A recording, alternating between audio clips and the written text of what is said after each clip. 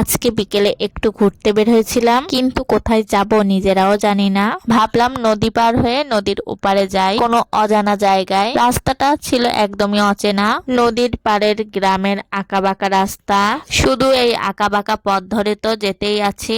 গ্রামের পথ থেকে যেতে যেতে সামনেই ধান ক্ষেত পড়লো, আর ধান ক্ষেতের দৃশ্যটা যে এত সুন্দর ছিল। সোনালী ধান ক্ষেতের সাথে ছিল সোনালী সূর্য। তারপরে তো যেতেই আছি, সামনে একটা বাজার পড়লো। তারপরে আমরা এখানের এক দোকানদারকে জিজ্ঞেস করলাম এইদিকে ঘোরার মতন জায়গা কোথায় আছে। তারপর উনি বলল আপনারা কাঁটাবন ঘুরতে যেতে পারেন, সামনের এই রাস্তা ধরে চলে গেলেই কাঁটাবন পাবেন। তারপরে আমরা কাঁটাবনে যাওয়ার জন্য রওনা দিলাম। আমরা তো আবারও গ্রামের রাস্তা ধরে যেতেই আছি, আর এইদিকের রাস্তাগুলো কিন্তু অনেক সুন্দর। রাস্তার দুই পাশে ছিল বাড়িঘর, তারপরে ধান ক্ষেত, অনেক সুন্দর ছিল।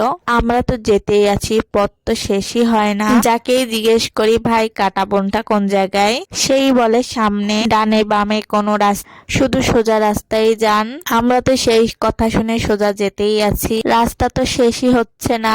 তারপরে যেতে যেতে আবারও সামনের লোককে জিজ্ঞেস করলাম কাঁটাবন কোন জায়গায়, সেও বলল সোজা যান। সোজা পথ তো আর শেষই হয় না, সেই অজানা কাঁটাবনটা কোন জায়গায়। আমি তো ভাবছিলাম সেই কাঁটাবনটা কোন জায়গায়, সেইখানে মনে হয় শুধু কাঁটা গাছ, কিন্তু না, সেটা একটা নদীর পার। এই যে চলে এসেছি আমরা সেই অজানা কাঁটাবনে। এইখানে হচ্ছে আগে অনেক কাঁটা গাছ ছিল, তাই জন্য এখানে নাম হয়েছে কাঁটাবন।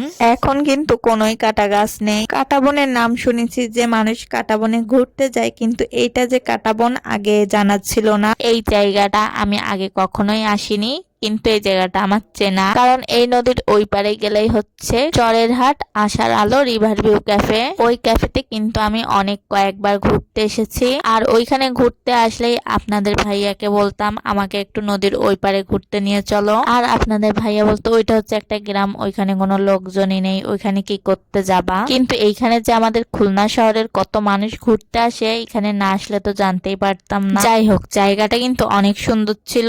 আমার তো নদীর পার এমনিও অনেক ভালো লাগে, আর সামনেই হচ্ছে ত্রিমোহনা, ওই জায়গাটা তো আরো সুন্দর। এই যে নদীর পার ধরে চলে আসলাম ত্রিমোহনায়। এইখানে হচ্ছে 3 দিক থেকে নদী এসে মিলিত হয়েছে। একদিক থেকে এসছে হচ্ছে ভৈরব নদী, আরেকটা হচ্ছে আমাদের খুলনার রূপসা নদী, আরেকটা হচ্ছে ময়ূর নদী। এই 3টে নদী এখানে এসে মিলিত হয়েছে।